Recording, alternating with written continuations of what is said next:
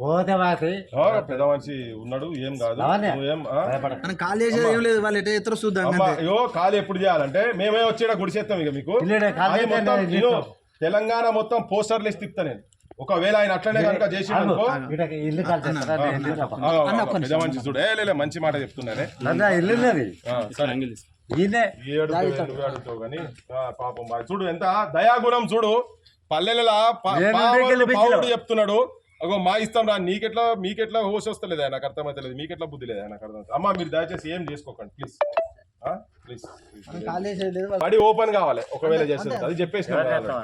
వీళ్ళ బాధ చూస్తే ఇక్కడికి గదిలో బుద్ధి అయితే లేదా, అధికారి ఎవడొస్తాడో వచ్చినాక వాళ్ళతో మాట్లాడిపోదాం అనిపిస్తుంది. అసలు వీళ్ళకి ఆర్డర్లు ఎవరు ఇస్తారో తెలియదు, కానీ ఏం జరిగినా కానీ రేవంత్ రెడ్డి నువ్వైతే బాధ్యుని అవుతావు దీంట్లో.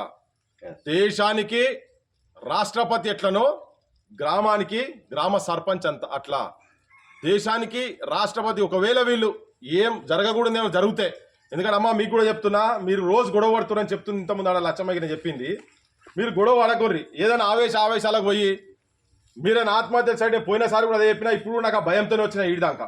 మేము ఉన్నాం మీ తరఫుకెళ్ళి కొట్లాడేందుకు. సర్పంచ్లు అందరు ఇక్కడ ఉన్నారు, వీళ్ళందరూ నలుగురు సర్పంచ్లు. వీళ్ళు మొత్తం రాష్ట్రం ఒక్కటి చేద్దాం, మీకు అందరికి న్యాయం అయ్యేటట్టు చేద్దాం, కొట్లాడదాం.